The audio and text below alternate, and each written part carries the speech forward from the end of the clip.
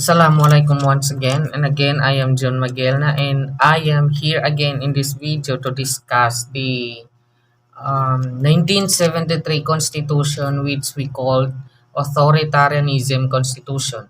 So ano nga ba yung mga naganap sa mga panahon na ito? Ano ba yung mga batas na isagawa? Or ano ba yung pamamalakad ng ating bansa or ng ating mga pinuno, leaders sa mga panahong ito? So let us start the discussion. So here we go. So in 1965, Ferdinand E. Marcos was elected as a president, and in 1967, Philippine Congress passed a resolution calling for a constitution convention to change the 1935 Constitution. So nagkaroon ng pagbabago nung nanalo si Marcos. Marcos won the re-election in 1969 in bid pushed by campaign overspreading and use of government funds. Elections of delegates to unconstitutional conventions were held on the November 20, 1970, and the convention began on June 1, 1971, with the former President Carlos P. Garcia being elected as conventional president. Unfortunately, he died, and he was succeeded by another former president, Diosdado Macapagal. Before the convention finished its works, martial law was declared. Marcos cited a growing communist insurgency as reason for the martial law, which was provided for in the 1935 Constitution. Some delegates of the ongoing constitutional convention were placed behind bars and others went into hiding, were voluntary exile, while Marcos, dictator the direction of the convention turn was counts that the president himself dictated some provision of the constitution, manipulating the document to be able to hold on the power for as long as he could. On the 29 November 1972, the convention approved its proposed constitution. So ano ba yung convention constitution na ito? So ito yung tinatawag nating authoritarianism, kung saan ang tanging power or ang tanging may karapatan maisagawa ang isang batas ay ang mga leader or simply ang ating pangulo. So dito sa mga panahon na ito wala pang kapangyarihan yung mga tao, wala pang karapatan yung mga tao kung ano yung gusto nila, kung ano yung gusto nilang pamamalakad or batas sa ating bansa. So the Constitution was supposed to introduce a parliamentary style government. So ano ba yung parliamentary style government na ito? So ito yung kung saan magkakaroon ng election, kung saan magkakaroon ng president na tinatawag na manunungkulan sa ating bansa sa loob ng 6 na taon. And where legislative power was vested in unicameral National Assembly, with members being elected to 6-year term. So tulad nga ng sinabi ko kanina, the president was to be elected as symbolic and ceremonial head of state chosen from the members of the National Assembly. So what does it mean? So yung magiging president ay ang magkakaroon ng 6 na taong panunungkulan. The president would serve a 6-year term and could be re-elected to an unlimited number of time. Ibig sabihin, pwede pa daw manungkulan or pwede pang tumakbo yung president sa anumang gusto niyang haba ng oras or panunungkulan. Executive power was relegated to the Prime Minister, who was also the head of government and commander-in-chief of the armed force, who was also to be elected from the National Assembly. So the President Marcos issued President Decree number 73 setting the date of the plebiscite to ratify to reject the proposed of the Constitution in 30 November 1973. What does it mean? This plebiscite was postponed later on since Marcos feared that the public might vote to reject Constitution. Instead, he plebiscite netizens assemblies were held from 10 to 15 January 1973, where the citizens coming together and voting by hand decided on whether to ratify the Constitution or suspending the convening of the Interim National Assembly, continue martial law, or replace to moratorium on election for a period of at least several years. So, anong ibig sabihin nun? Gumawa si Marcos ng isang batas kung saan nawawalan ng karapatan yung mga taong pumili kung ano yung magiging batas sa ating bansa. The President on 17 January 1973 issued a proclamation announcing that the proposed constitution had been ratified by the overwhelming vote on the members of a highly regular citizen assemblies. So yun no, inannounce na ng ating Pangulo na ang pinapa tawag nito, pinapatupad na batas or yung constitution ay naipalakas sa pamamagitan ng pagboto ng mga tao, no? So siguro nag-decide yung former president natin na si Ferdinand Marcos kung ano yung magiging batas according sa kaniyang kagustuhan. The Constitution was amended several times. What does it mean? Anong ibig sabihin nun? Na-amend daw yung Constitution several times. In 1973, citizens assemblies once again. So, nag-assemble naman yung mga tao. Decided to allow the continuation of martial law substitute for the Interim National Assembly. The President to also become Prime Minister and continue to exercise legislative powers until martial law was lifted and authorized. Then the President to legislate on his own on an emergency basis. An overwhelming majority would ratify further amendments succeeding. What does it? And next to that is in 1980, the retirement of age of the members of the judiciary was extended to 70 years. So yung mga leaders natin pwede silang manungkulan kung nasa loob ba sila ng 70 years of age.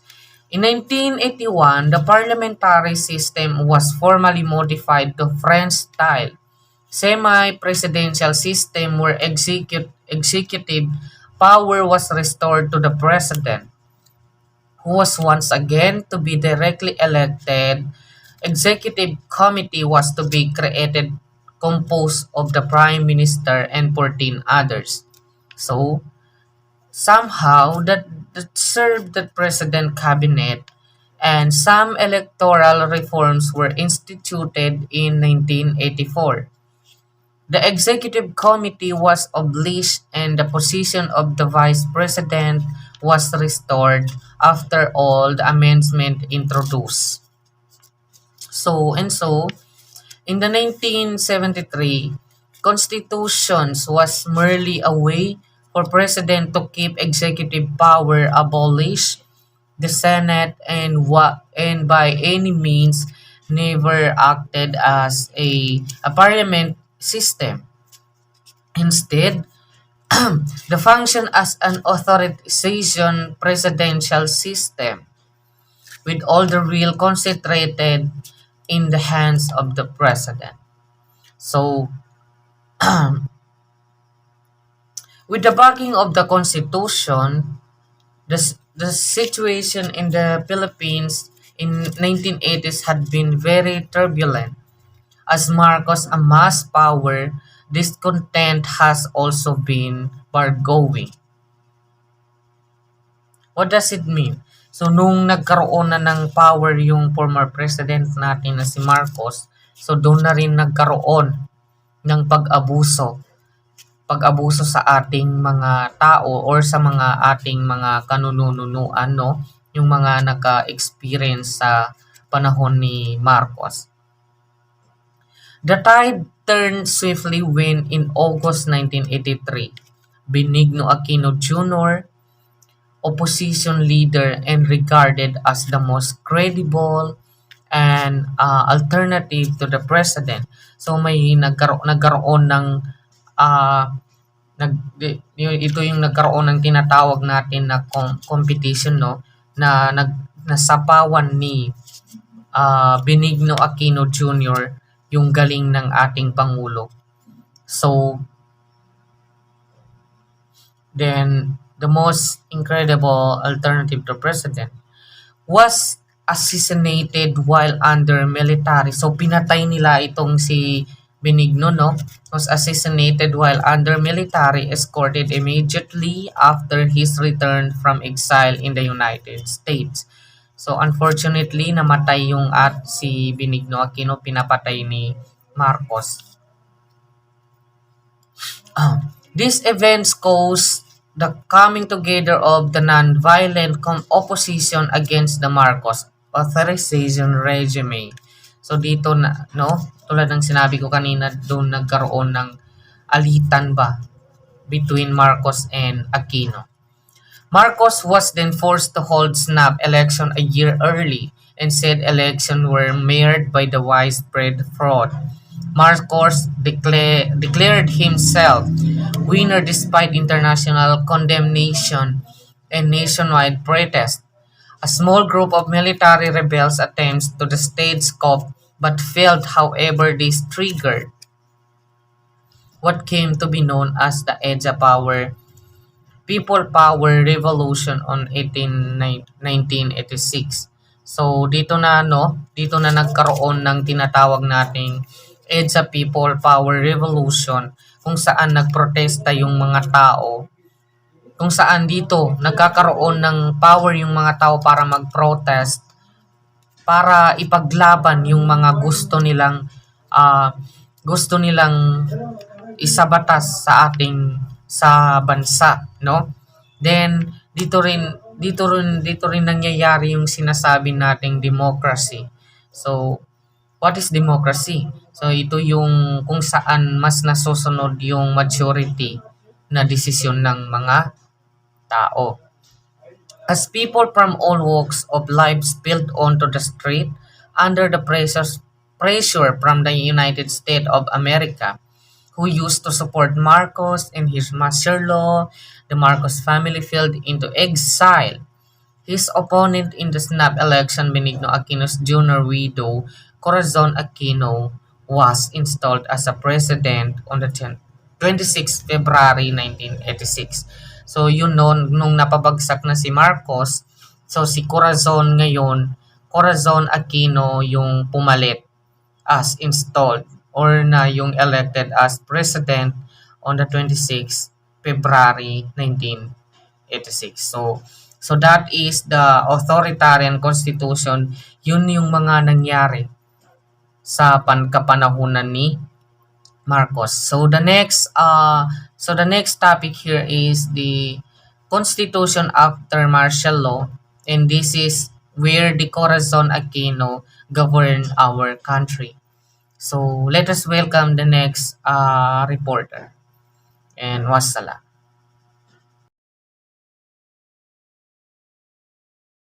Assalamu alaikum wa rahmatullahi ta'ala wa barakatuhu. I am Abraham Aliblama. I am the one of the member of Group 5, Lesson 4, and today I will discuss the Lesson 4.7, the 1987, the Constitution after the martial law. First, let's find the definition of Constitution. Constitution is the written instrument by which the fundamental powers of the government are established, limited, and defined by which these powers are distributed among several departments or branches for their safe and useful exercise for the benefits of people. An example of this constitution is 1987, the constitution after the martial law. President Corazon Aquino's government had three options regarding the constitution: revert to the 1935 constitution, retain the 1973 constitution, and be granted the power to make reforms, or started anew and break from the vestiges of a disgraced dictatorship. They decided to make a new constitution that, according to the president herself, should be truly reflective of the aspiration and ideals of the Filipino people. So, after the hardest situation of the martial law, President Corazon Aquino was lead of our country. She had three options regarding the Constitution during her government and began her term by repealing many of the Marcos era regulations that had expressed the people for so long. In March 1986, President Aquino proclaimed a transitional constitution to last for a real while a constitutional commission drafted a permanent constitution. This transitional constitution, called the Freedom Constitution, maintained many provisions or old one, including the rewrite form the presidential rights to rule by decree.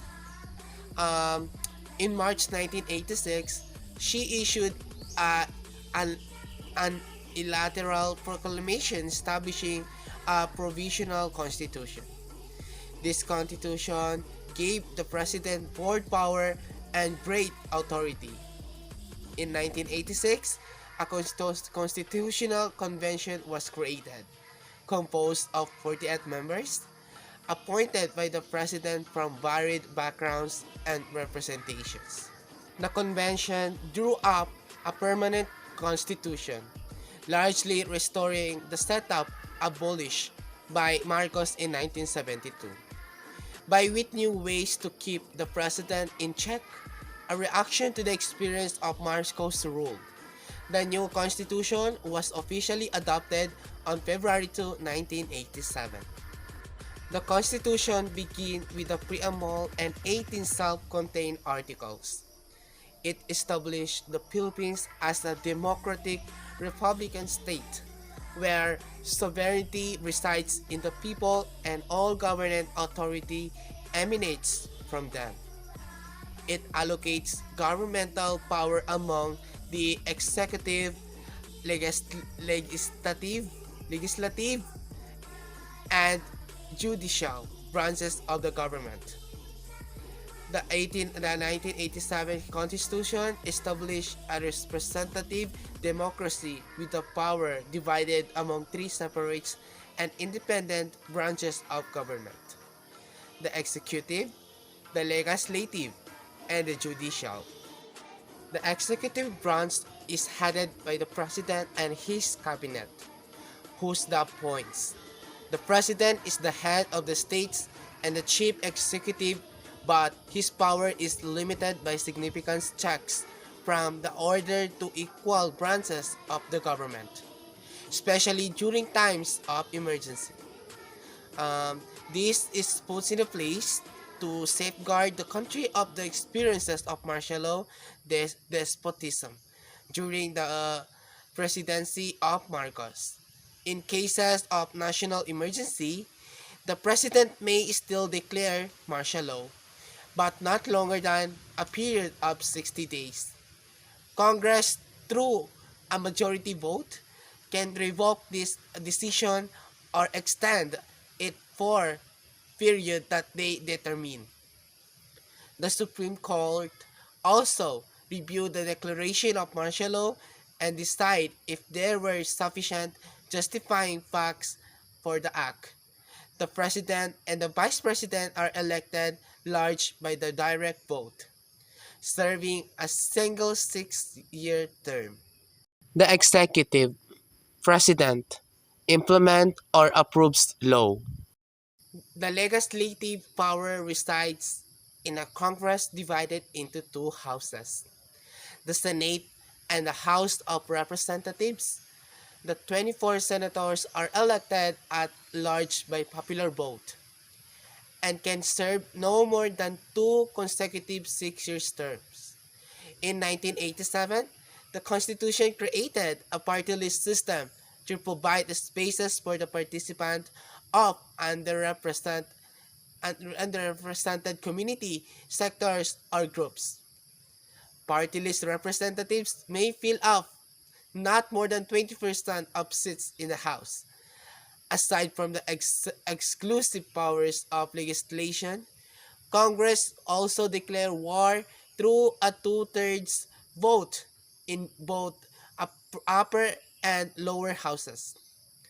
The power of legislation, however, is also subject to an exclusive check as the president retains the power of veto the bill of becoming a law. Congress may only override is the power with a two-third vote in the both houses. The legislature, Congress, enact laws. The Philippine Court Supreme system is vested with the power of judiciary and is composed of a Supreme Court and lower courts as created by law. The Supreme Court is a 15-member court appointed by the President without the need to be confirmed by Congress. The appointment the President makes, however, it limited to a list of nominees provided a constitutionally specified judicial and bar council. Supreme Court justices may hear on appeal any cases dealing with the constitutionality of any law, treaty, or decree of the government. Cases where question of jurisdiction or judicial error are concerned, or cases where the penalty is sufficiently grave, it may also exercise original jurisdiction over cases involving government or international officials. The Supreme Court is also charged of overseeing the functioning and administration of the lower courts and their personnel. The Judiciary, Supreme Court, decide cases. The Constitution also established three independent constitutional commissions, namely the Civil Service Commission, a central agency in charge of government personnel, Commission on Election, mandated to enforce and administer all election laws and regulations, and the Commission on Adults, which examines all funds, transaction, and property accounts of the government and its agency. To further promote the ethical of lawful conduct of the government, the Office of the Ombudsman was created to investigate complaints that pertain to public corruption, unlawful behavior of public officials, and the public misconduct. The Ombudsman can charge public officials before Sandigan Bayan, the special court created for this purpose. Napakahalaga po ang ating government upang may salinis ang lahat ng pamamaraan dito sa Pilipinas. Lalong-lalo na doon sa Commission of Elections. Kailangan talaga may nakabantay na talagang para utusan ng gobyerno upang maging malinis ang pagboboto. Only the House of Representatives, the impeachment of the President, member of the Supreme Court, and other constitutionally protected public officials such as Ombudsman. The Senate will then try the impeachment case. This idea another safeguard to promote moral and ethical conduct in the government. So that's all for this topic. The lesson 4.7, the 1987, the Constitution after the martial law. The next topic will be presented by my co-member. Bye. Thank you.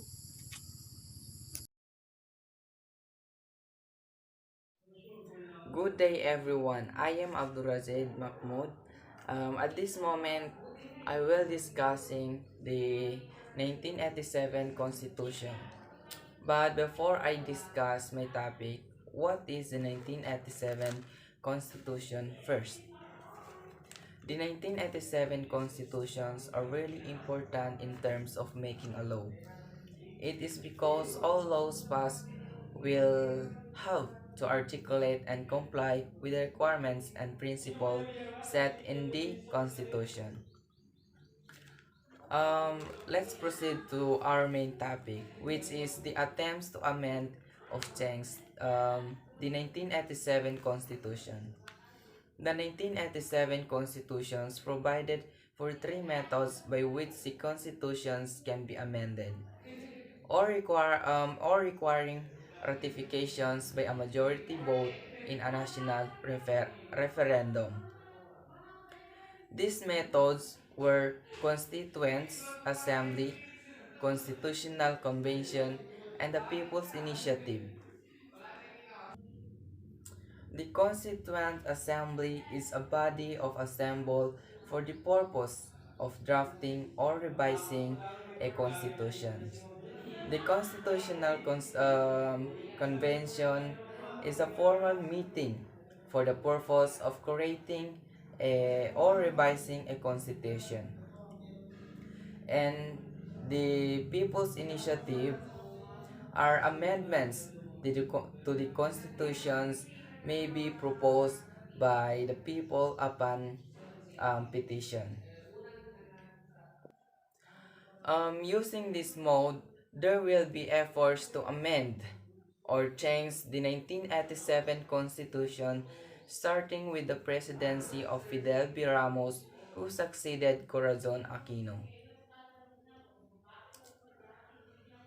The first attempt was in 1995, when the Secretary of National Security Council, Jose Almonte, drafted a constitution, but it was exposed to the media and it never prospered. The second effort happened in 1997 when a group called PIRMA, which the People Initiative for Reform, Modernization and Action, hoped to gather signatures from voters to change the constitution through a people's initiative. Many were against this, including the Senator Miriam Defensor Santiago, who brought the issue to court and won, with the Supreme Court judging that people's initiative cannot push through without the enabling law. The People's Initiative mode does not have enabling law for revision or change the 1987 Constitution.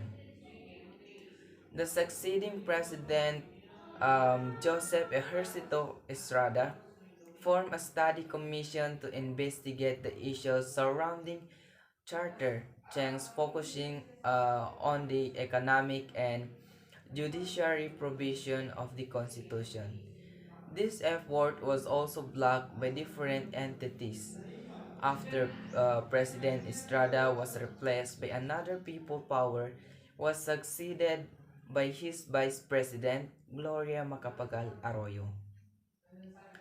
Then House Speaker Jose de Venecia endorsed constitutional change through a constituent assembly, which entails a two-third vote of the House to propose amendments or revision to the Constitution.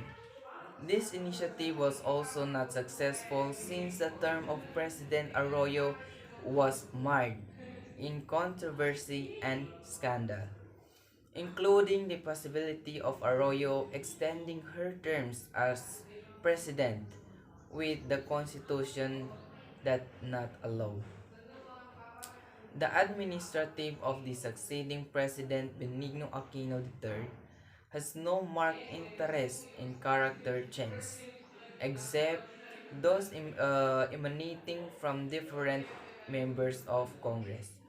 In Aquino's time, he don't have an interest to amend, pero ilan sa mga Congress and Speaker of the House, Feliciano Belmonte Jr., who attempted to introduce amendments to the Constitution that concern economic provision, that aimed toward liberation.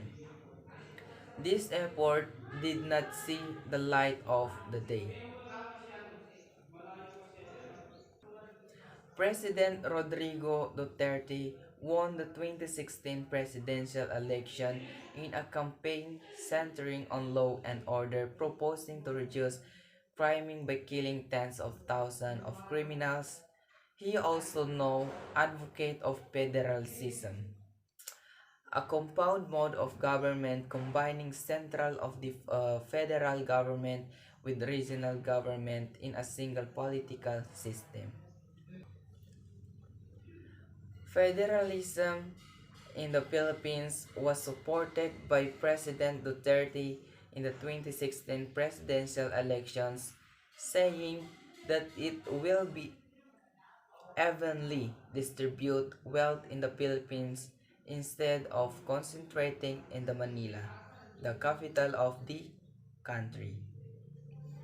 Federalism is a system of government in which the same territory is controlled by two levels of government, such as state or provinces, shared power with a national government.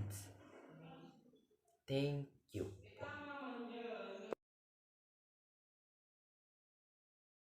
Assalamualaikum and good morning. I am Muhammad Heria. Our topic is policies on agrarian reform.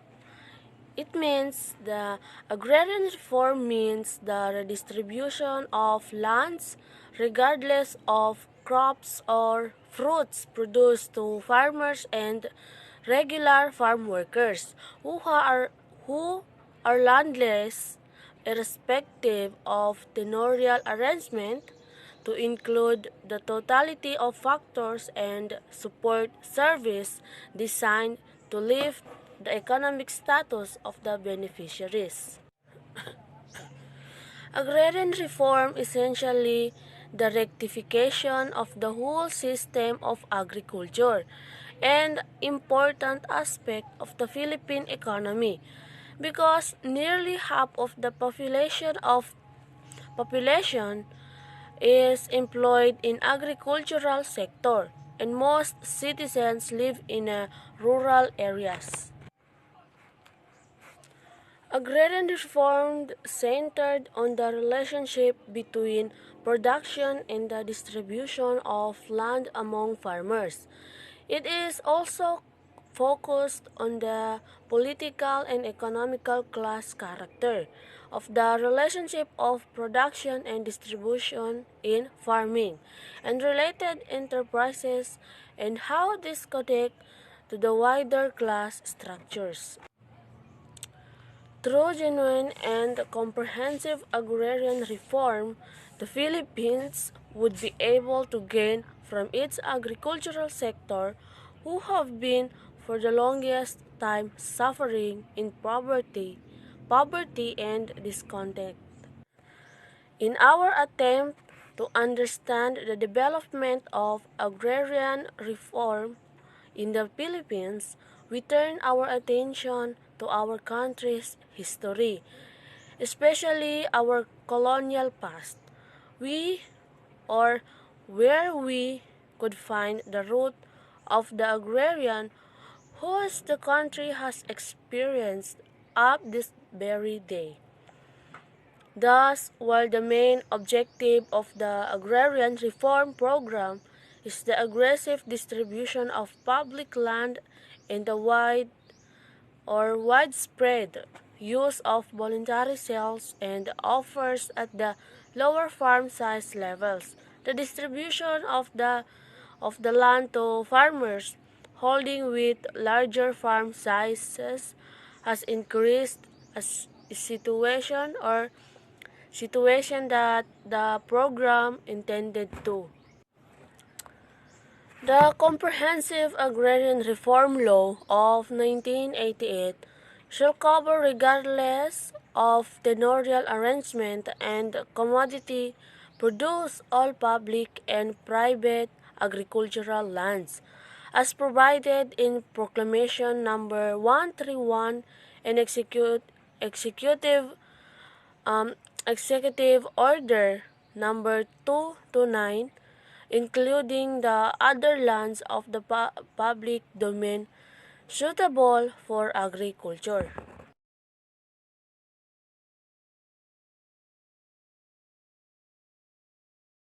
Lesson 4: Social, Political, Economic, and Cultural Issues in the Philippines.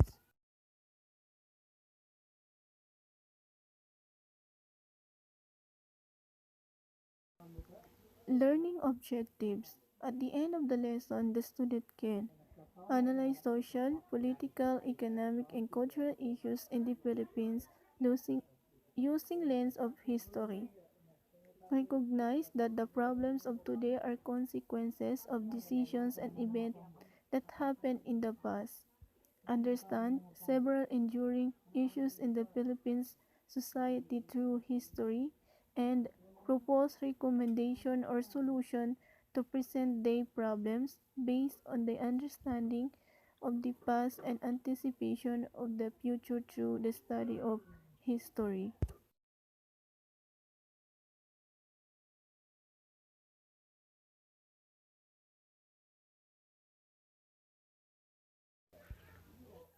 Land ownership in the Philippines under Spain. When the Spaniards colonized the country, brought with them a system of pueblo agriculture, where rural communities, often dispersed and scattered in nature, were organized into a pueblo and given land to cultivate. Families were not allowed to own land. The King of Spain owned the land, and Filipinos were assigned to these lands to cultivate them, and they paid colonial tributes to the Spanish authorities in the form of agricultural products. Later on, through the law of the Indies, the Spanish crown awarded tracts of land to religious orders. Departamentos where Spanish military as rewarded got their service, and Spanish encomenderos, those mandated to manage the encomienda or the lands given to them, where Filipinos worked and paid their tributes to the encomendero. Noong sinakop ng Espanyol ang ating bansa, nagpatubad sila ng sistemang pueblo agriculture sa ating bansa. Bawat pamilya ay hindi binigyan ng pahintulot na angkinin ang lupain. Ang hari ng Spain ay inangkin niya ang mga lupain ng mga Pilipino.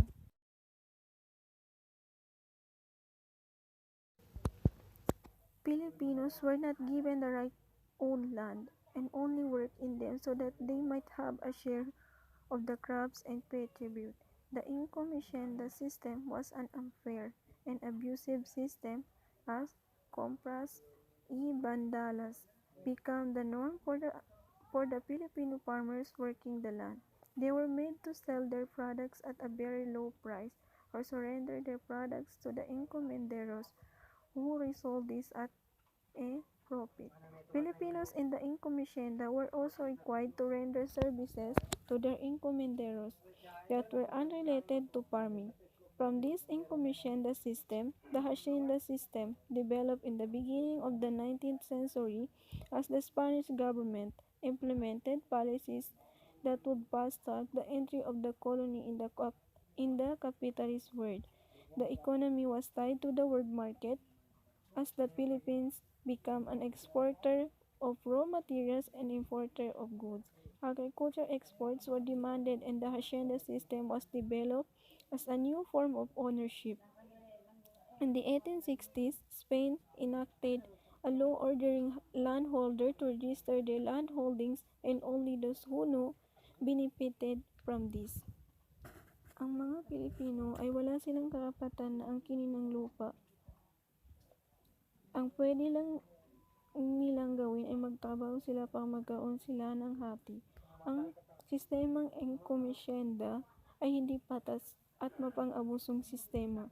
Ang mga Pilipinong magsasaka ay binibenta nila ang kanilang mga produkto sa mababang presyo, o di kaya isinusuko nila ang kanilang mga produkto sa mga encomenderos. Ang mga Pilipino sa sistemang encomienda ay pinapahintulutang magserbisyo sa kanilang komisyenda kay hindi kaugnay sa pagsasaka. Ang sistemang enkomisyenda o hacienda system ay binuo in the beginning of the 19th century as a Spanish government at inipatupad ang patakarang ito.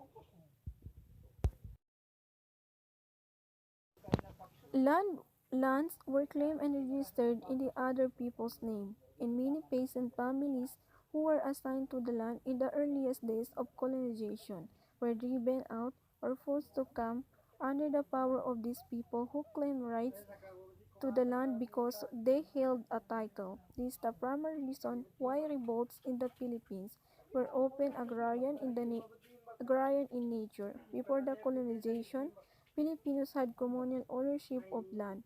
The system introduced by the Spaniards became a better source of hatred and discontent. For the Filipinos, religious orders, the biggest landowners in the Philippines, also become a main source of abuse and exploitation for the Filipinos, increasing the rent paid by the Filipinos on whim. Ang lupa ay inangkin at nakarehisto sa ibang pangalan. Nabanggit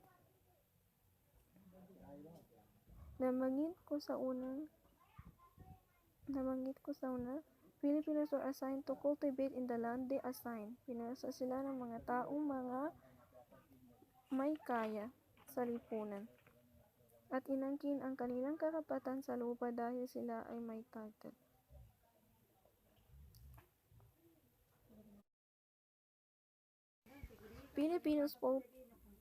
The Philippine Revolution in a confluence of motivations, but greatest desire for freedom would be necessity of owning land.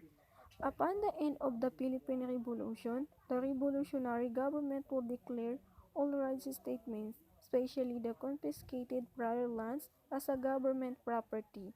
However, the First Philippine Republic was short-lived. The entrance of Americans would signal a new era of colonialism and imperialism in the Philippines. Sinakop tayo ng mga iba't ibang bansa, nagpatupad ng iba't ibang sistema na nagbigay ng karahasan sa ating mga Pilipino. Inabuso nila ang ating mga karapatan at inangkin nila ang dapat para sa ating mga Pilipino.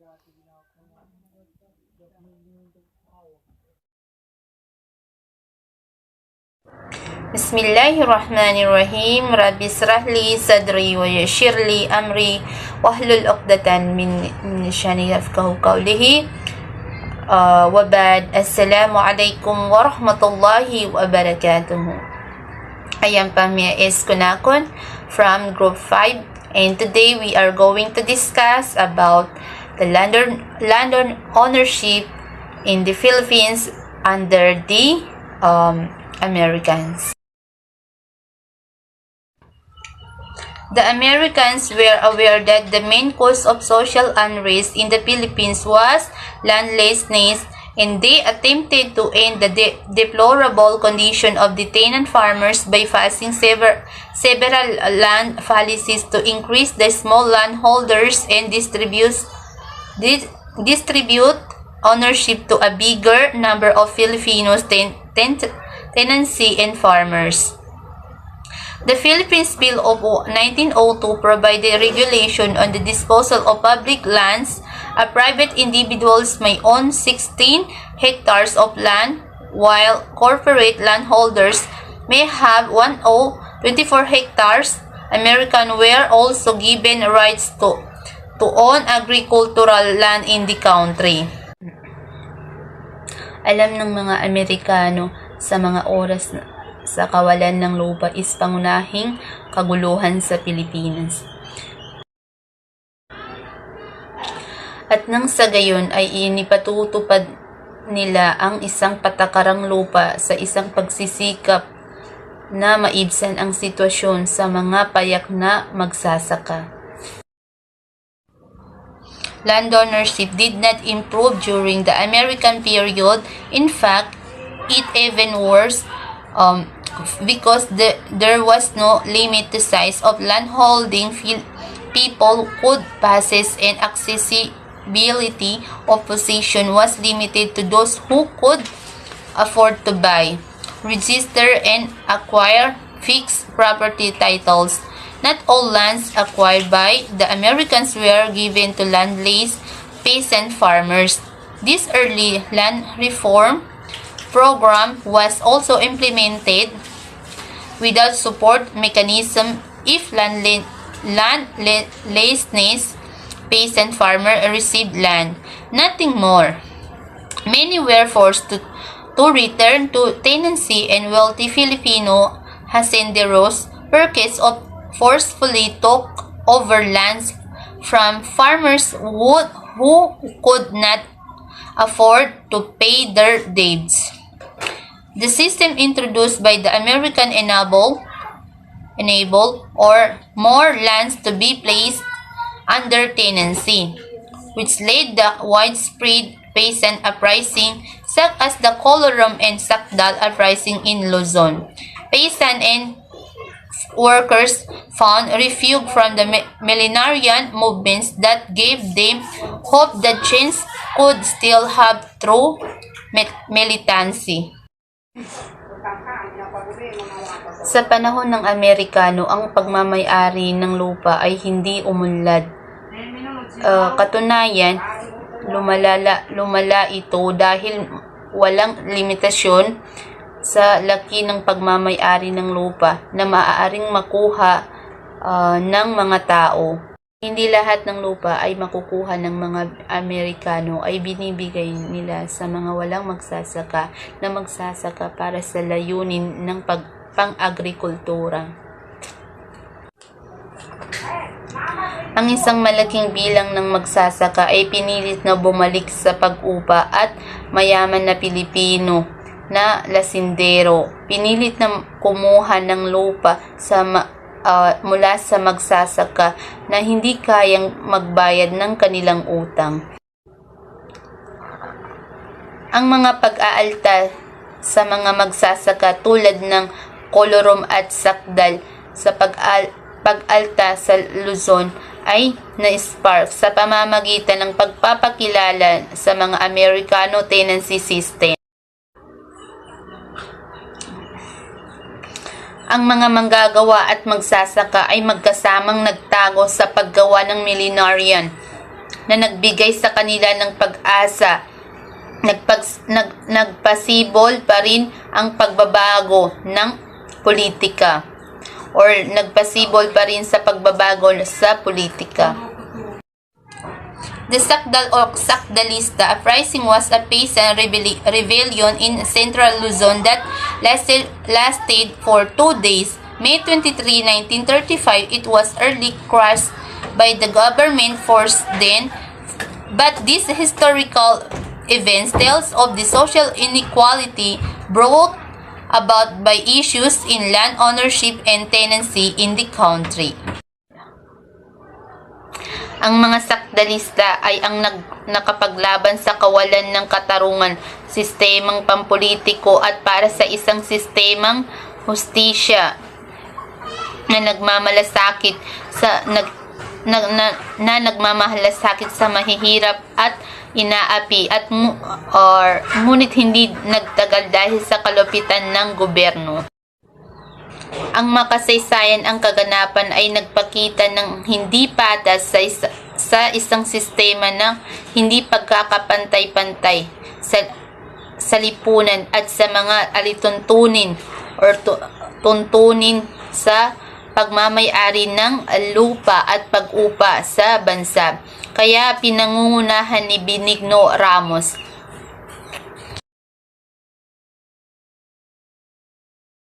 upang matulungan ang magsasaka sa mga laban sa korte para sa karapatan na makarating ay itinatag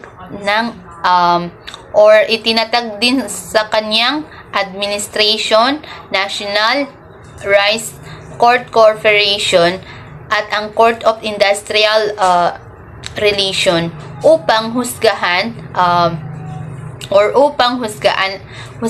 ang mga ang hindi pagkakaunawaan na mula sa may relasyon sa may-ari ng lupa.